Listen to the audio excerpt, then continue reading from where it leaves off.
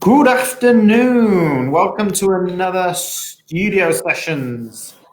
David Hughes, manager of the studio in Bendigo here, being joined today by Chloe Turner of Creative Victoria. Welcome, Chloe. How are you today? Hi, I'm good, thanks. Thanks for having me. No problem. Thanks for joining us. Before we get started, I do just want to acknowledge that we are meeting today for myself, on Jaja Wurrung country, and I believe you are on the Wurundjeri land, and pay our respect to them and their elders, both past, present, and emerging. So, the topic for today that we are talking about, Creative Victoria has obviously some support available for creatives, and we invited Chloe along to talk to us about that today. Essentially, we'll focus probably on the Vic Arts grants, which opened today, but I'll let Chloe go into that in a little bit more detail. Now, as always, we encourage anybody who is joining us on Facebook today to engage and join in with the conversation via the chat function on Facebook. Please ask questions as we go through, and we'll try and address those at the end of the presentation. Should go for maybe half an hour, maybe a little bit less. We'll see how we go.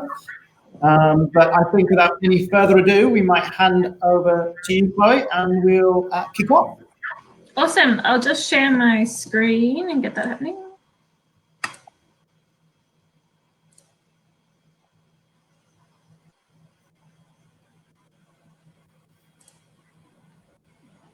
Cool.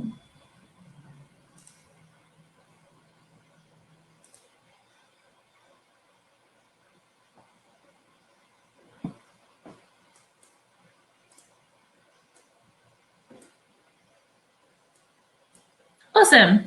Thanks, everyone. Thanks for having me, Dave and Lyndon. So today I'll be talking about the Creative Victoria grants that we offer. But I'll go through a little bit about just what makes a strong grant application in general and a bit about Creative Victoria. But I'll focus mostly, as Dave said, on the Vic Arts Grants Program, which is conveniently opened today. So you'll have the most amount of time to apply. So good timing with that one. So yeah, thanks for having me. So yeah, as I mentioned, here's just a little bit of what we'll cover today. And everything that I will talk about is on the Creative Victoria website. So it's all online, all for you to reference later, and we'll probably post some links in the chat as well. So it's all there for you, ready to go. So a little bit about Creative Victoria, just for some background. Creative Victoria was once known as Arts Victoria. I believe it's been Creative Victoria for about 5 years. And that name changed to just expand what, Creative Victoria's remit covers, because, it's 2020, we're not just focusing on classic art forms anymore. Now the creative industries includes a lot more areas like games and screen and design and that kind of thing. So a lot of our portfolios expanded to include a lot more of those aspects of the sector. We are part of the Department of Jobs, Precincts and Regions, and our Minister is the Minister for Creative Industries, Health and Equality, Mr. Martin Foley. In 2016, when we became Creative Victoria, that also launched the Creative State Strategy, which was our first kind of strategy for what we do at Creative Victoria. And this strategy expired in 2020. We were going to launch Creative State 2, but unfortunately that's been delayed given the obvious circumstances that we're all in. So hopefully some more information about Creative State 2 and our next 4-year plan will come out early next year, just with some, goals and targeted areas and that kind of stuff that Creative Victoria works towards. In the first strategy, there were 5 kind of key focus areas that Creative Victoria works on. And just for some background, around what goes into designing our funding programs and our aims, those were backing creative talent, so creating more opportunities for artists to create and make more work, strengthening the creative industry's ecosystem, delivering wider economic and social impact, increasing participation and access, and building international engagement.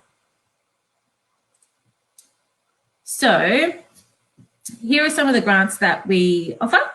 The first one being Vic Arts Grants. That's the one, that's probably our biggest funding program. It's kind of like our main major funding program for artists and small arts organizations and small arts businesses.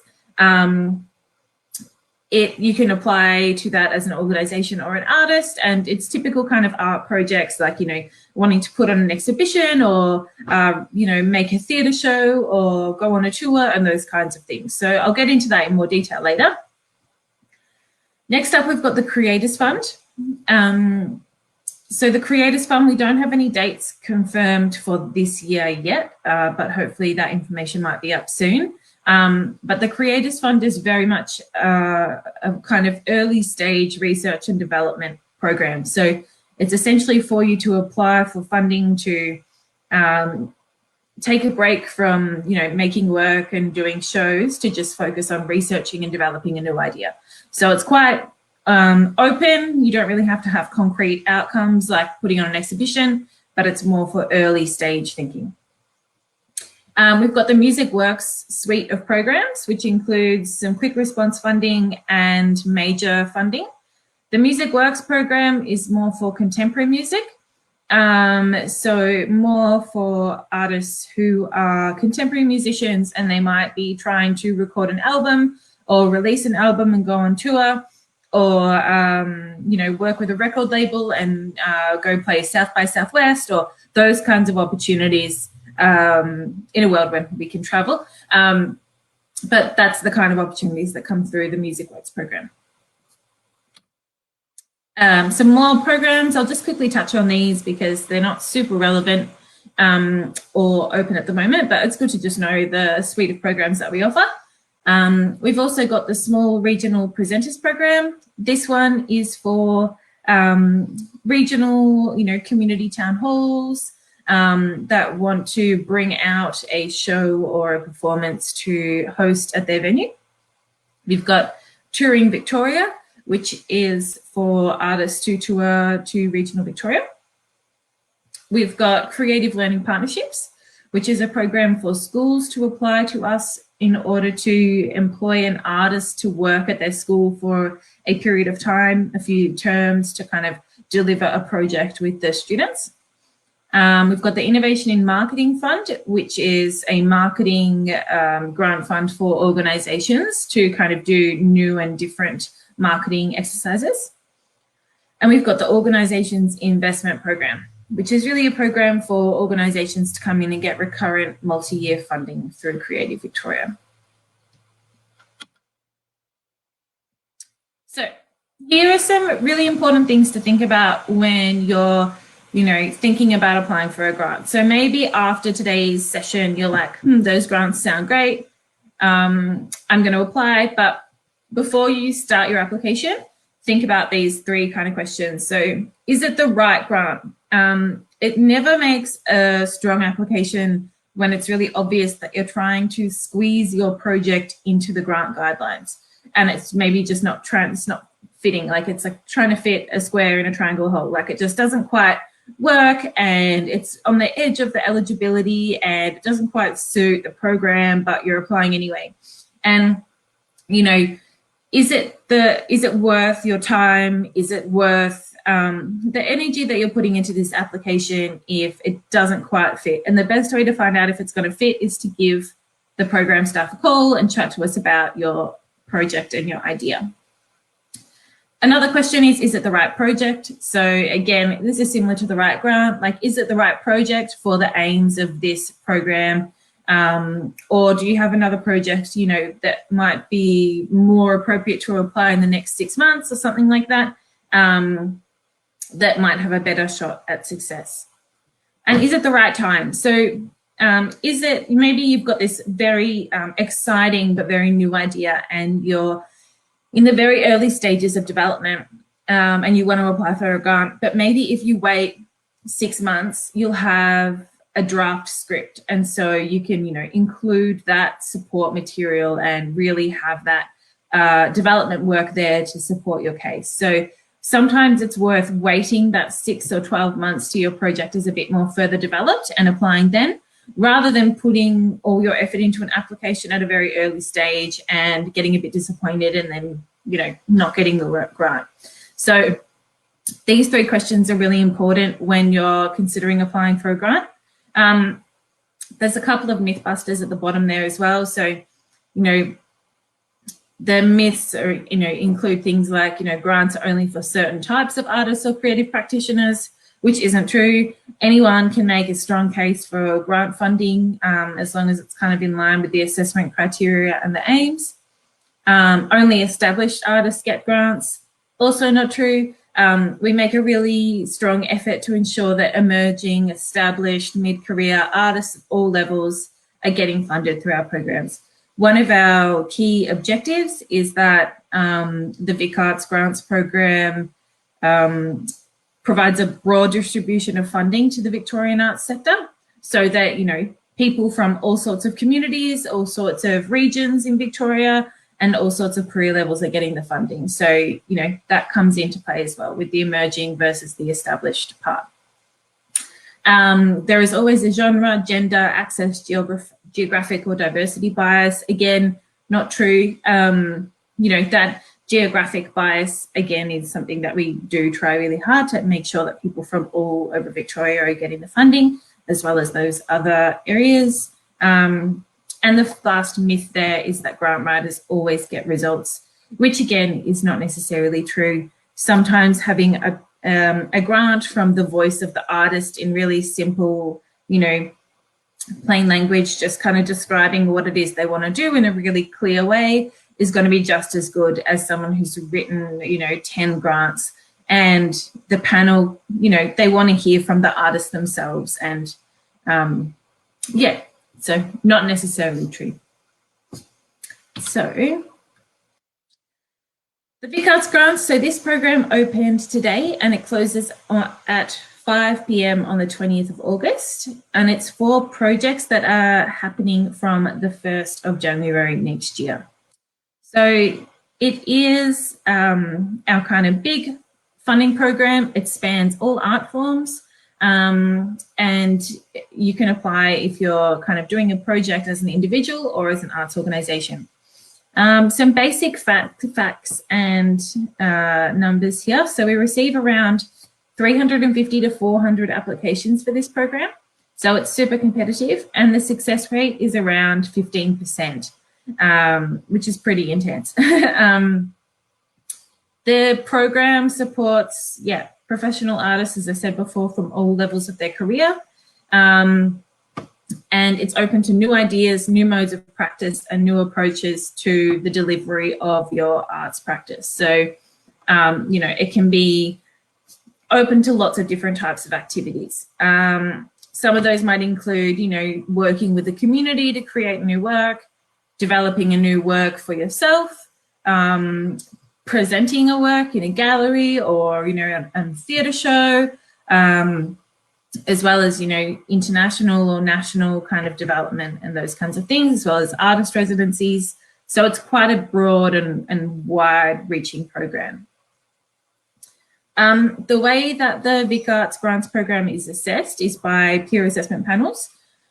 So when you're making your application, you need to select an art form panel who will assess that application. So, if you're a dancer, you would assess the dance panel, musician, music panel, etc.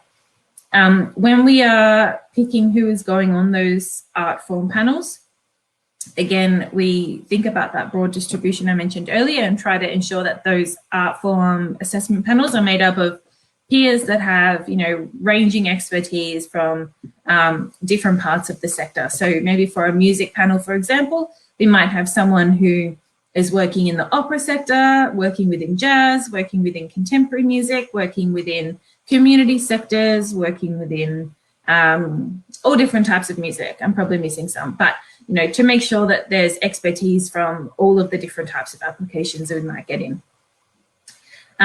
There are 4 assessment criteria, which I'll get to later, but the panel members assessing the applications will assess them against those 4 criteria, and they will have a panel meeting to discuss and recommend what applications should get funding.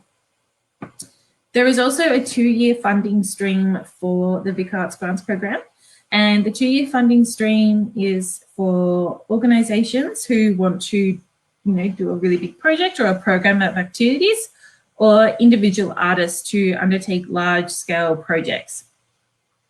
The 2-year stream was introduced in 2018, and you can apply for up to $60,000 per year for the 2-year stream.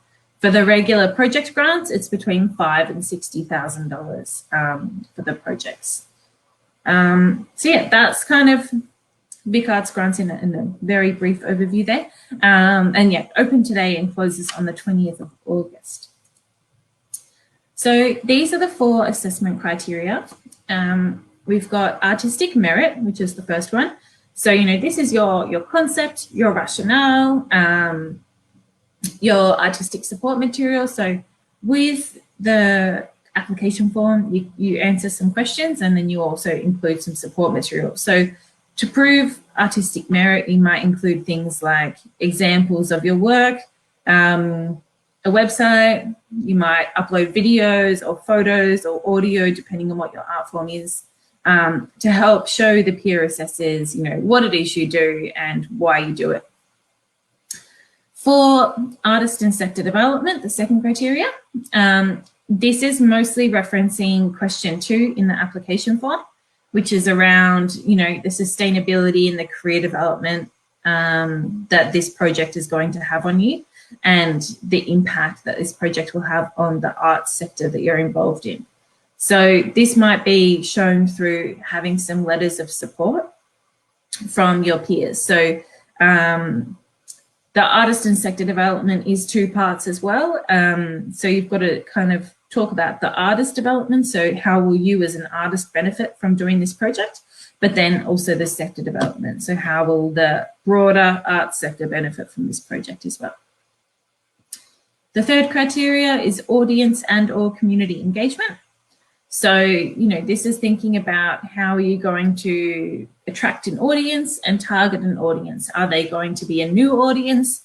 Are they going to be an existing audience that you already have? You might want to include a marketing strategy as some support material, or engage a publicist, and you might want to include a timeline.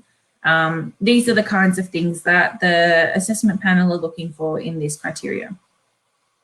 And for viability, this is things like your budget. Have you got things confirmed, like your venue, like your key artists, like your performance dates? You'd want to include a timeline, and again, letters of support here can help with the viability of the project. So all this as well is in the guidelines, which you can find on the Creative Victoria website. In particular, these assessment criteria are on page 7 of the guidelines, and that sentence is probably the most repeated sentence throughout this program.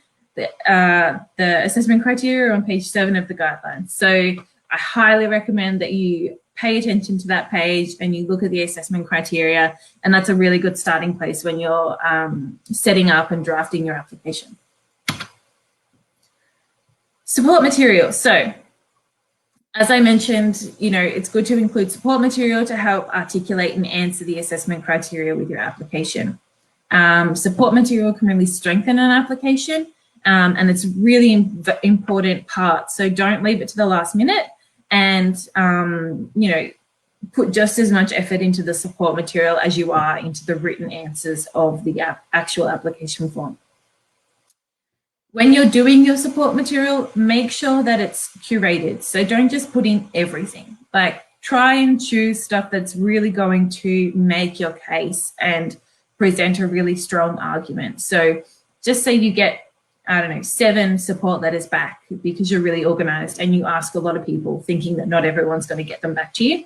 Choose the best 3 that really articulate, certain criteria, or really help convey the importance of the project and that kind of thing, so that the panel are getting the best and they're not going to be getting, overwhelmed by the amount of information you've included. Keeping in mind that they have to assess a lot of applications, So you want to be mindful of their time and not include so much information that it's overwhelming. So, you know, there are some examples here, which are also all listed in the guidelines about types of support material that you can include for each of the criteria. So, you know, for artistic merit, you've got images, CVs, video and audio, media portfolios. For artist and sector development, you've got letters of support, presenter confirmations and partner confirmations. For audience and or community engagement, there's the marketing strategy or audience strategy, a community engagement plan, if that's appropriate, if you're working with a specific community, and a promotional plan, if that's appropriate as well.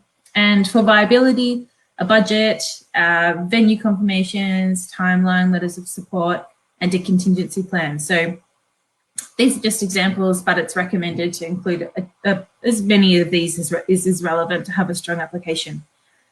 I'll just have one quick note on the viability section. So this one is quite important with your application, and a contingency plan is something that comes up quite a lot, as well as a timeline. So when you're putting your application together, especially at the moment with everything that we're going through with COVID-19 and not really knowing what the future holds in terms of planning and, you know, making touring plans or exhibition plans or anything like that, it's a bit tricky to have stuff concrete and locked in.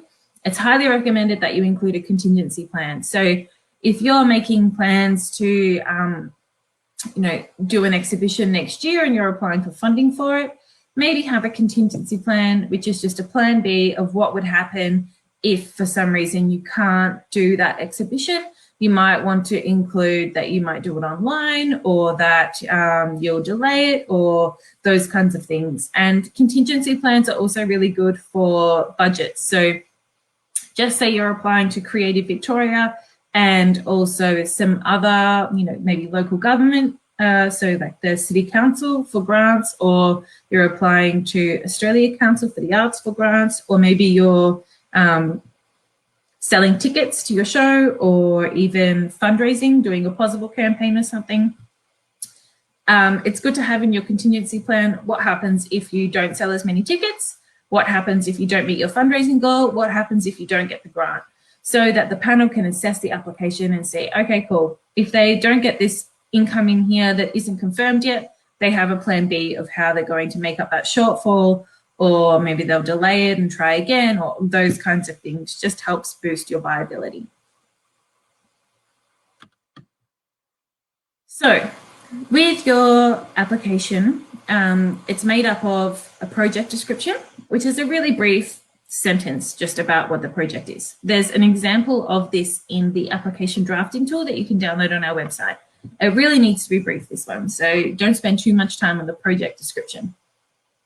It includes 3 application questions, a budget, and supporting material. So all of that I've detailed in the slides so far, and you can also find more information on all of these points in the guidelines, and you can download an application drafting tool and a budget drafting tool from our website that just kind of take you through step by step all of the questions and what you need to supply before you go online and do it on the portal, and that kind of thing, just so you kind of know what you're getting into before you start doing it online.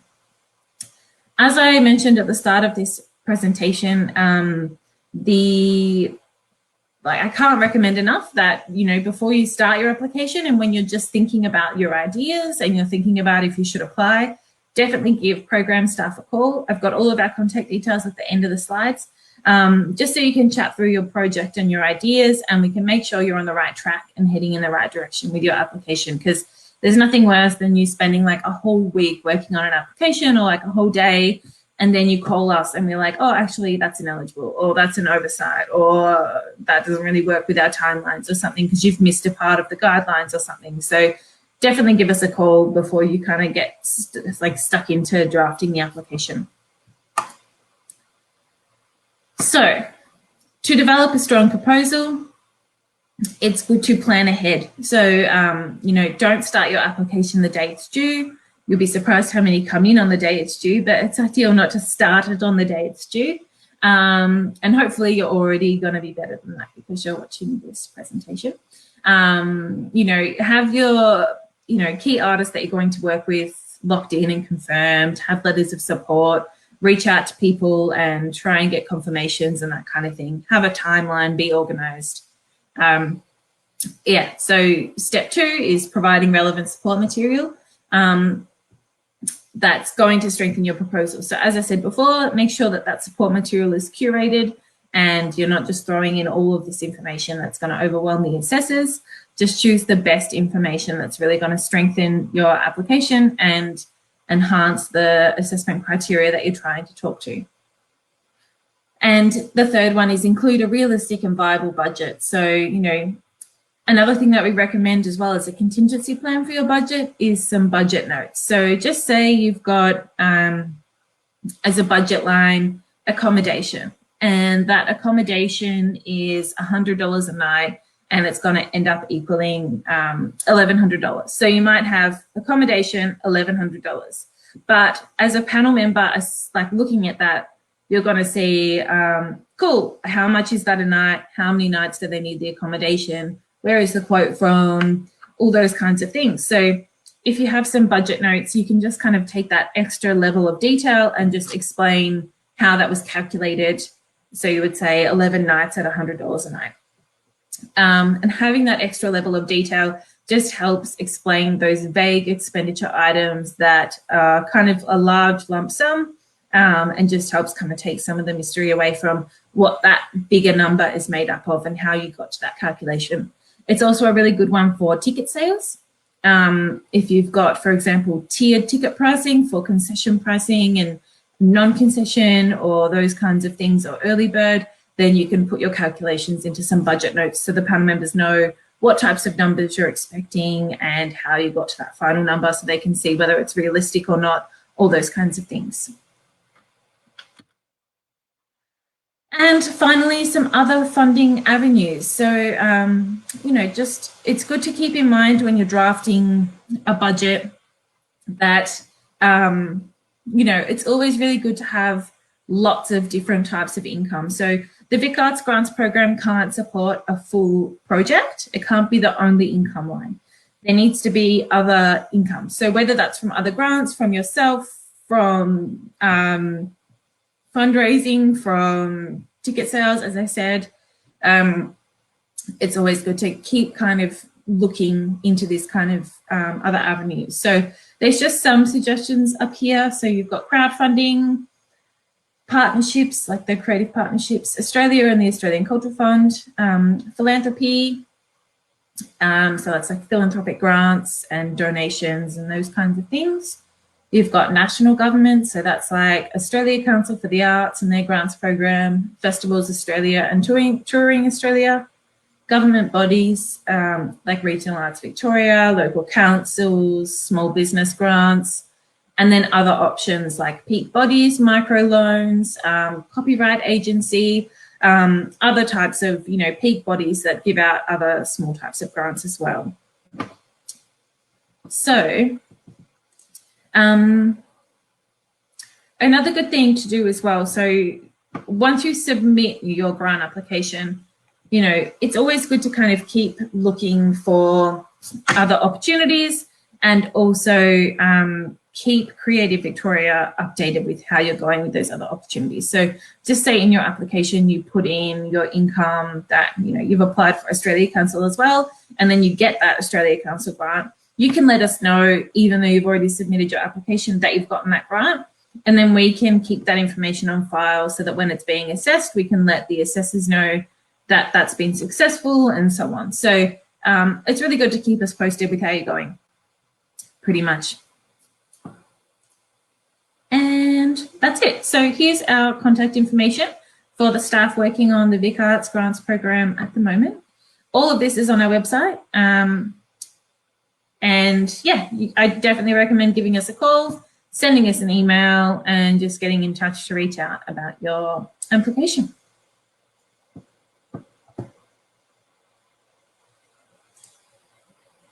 Yeah, so great. My presentation. Thanks so much, Chloe. Thanks for that. That was fantastic. Just to clarify a couple of things very quickly as I was taking a few notes in there. So applications for this are open today and they close 5 p.m. 20th of August. Available for all art forms, $5,000 to $60,000 for projects on the 20th of January. Yeah. When a successful application? From the 1st of January. Yeah. Sorry. Oh, from the 1st of January. From the 1st of January. Is that when the successful applications are announced, is it? The successful applications will be announced. It takes about 12 weeks from when the applications close. So they should be announced around mid to late November. But you can start spending the money and kind of start doing your project from the 1st of January. 1st of January. Right. Got it. Thank you. Okay, fantastic. I think one of the things that has become apparent to me is that grant writing is probably a skill in itself and one that not everybody is really well skilled in. I know that you have prior experience as grant writers, so we've got some great support here, I suppose.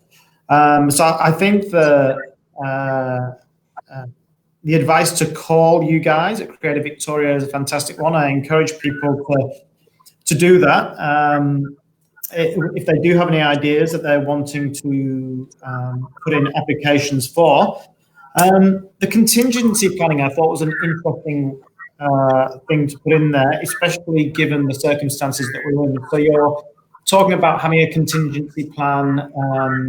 Obviously, a lot of the applications will depend on people gathering together often, and that's something that can't happen at the moment. So in terms of contingency, if people have these ideas, their contingency plans should be outlined in the application as to what they will do if we're still in a situation where we can't get together in large numbers. Yeah, I mean, it's recommended, but I don't think people would be punished for not having that. But it might just strengthen an application if it does kind of go to that level of detail. I mean, no one really knows what it's going to be like in January 2021. It's definitely not like a situation where we've been in before where it's just business as usual. So, I mean, having a few options for your activity is probably a good way to plan them anyway at the moment in case we go back into lockdown like we have here in Melbourne. Or, you know, who knows what we're going to be up to. Yeah, so it's going to be an interesting one. And, you know, it's an interesting round for us as well because we haven't had to receive grants that are kind of unknown like this before. No, I mean, we don't even know what it's going to look like next week, never mind January next year. Exactly, yeah. It's interesting. I picked up on your comment there about having contingency plans in terms of funding as well, so other sources of funding, and it's sometimes been a question for me, is it better to look like you need the money and you can't do your project without this funding, or is it better to look like you don't need the money and you can get the money from elsewhere? And it seems like a bit of a fine line to tread. Yeah, it's an interesting one. And I guess when that does come up at the panel meetings, we always, you know, if a panel member is kind of like, oh, well, look at how much success they've got. They don't need this grant. They'll be fine. I guess it's not really about that on our end. It's about making a really compelling case and, you know, maybe sure they've got other grants in their budget, but they're applying for this grant for a reason. And maybe that reason is so they can pay people industry rates and, you know, they're not all volunteering, and so that, you know, people can do it to the best it can be rather than this kind of scaled back version. So we do try and, you know, keep that perspective in check when we're assessing that application. So, yeah, hopefully people don't end up being punished for, I guess, having too much income, because that's definitely not what we want to encourage. We want to see like a nice, healthy budget with lots of income sources and a good mix of different sorts of income. Yeah. Yeah. If somebody has applied in the past and been unsuccessful, but wants to try again with the same or a similar idea, would you encourage them to do that, or is it a case of giving you a call first to see perhaps where they could strengthen their application? Yeah, definitely. So at Creative Victoria, we give pretty thorough feedback on applications. So we usually need a little bit of notice though. So I wouldn't just call us out of the blue and say, can I have my feedback on my application now? Because we generally have to prepare a bit. But, if you send us an email and say, I want to get feedback on an application I submitted last year, I'm planning to apply again for a similar project, we can bring that up and look at what the panel said and give you some feedback on what to strengthen, or just so you know that you were on the right track or not. So definitely, and we encourage people to get feedback, when they submit an application anyway. Like, it's a really valuable part of the grant process, even if you're not successful, to at least know if you're on the right track and what you can do better next time, even if it's for a different project. Because yeah, as you said, like, grant writing can be intimidating and it can be really tricky. But again, some of the best applications I've seen are just kind of dot points, and they're really clear. This is how I answer this assessment criteria, like really just clear, succinct, plain English. I guess a good test is getting someone not involved in your project to read it, or getting someone not involved in the arts to read it, because we can all get into a habit of getting into our own jargon and our own language for our art form. So if someone who isn't involved can understand what you want to do with your project, then that's generally a good sign, and it means that you've explained the rationale and the context enough. Great. Okay, fantastic. I can recommend giving the guys at Creative Victoria a call, having done so myself for a previous application. Very helpful and very proactive, actually, in calling back as well, to follow up and provide advice. So that was great. Thank you for your time today, Chloe, and thank you for the presentation. No worries. This, for those who have joined us, and for perhaps those who will join us at a later date, one of the reasons we put it on Facebook is because the presentation will live on. So I thought there was some valuable information in there in regards to what to include in your application, so people can come back and click in on this video if they are putting an application in and refer back to that information there. So thanks again, Chloe. That's been fantastic. I will just let people know that next week we're doing another studio session on creativity and health. We've got Dr. Sandra De Meyer from Big Health, the CEO of Big Health, joining us, along with Jim Rimmer from Big Health and Dr. Rob Bloom from Bendigo Health, talking about the value of creativity has in maintaining a healthy lifestyle. But for now, all that remains is for me to say goodbye. Thank you, Chloe, and we'll see you next time. Cool. Thanks so much for having me. Thank you.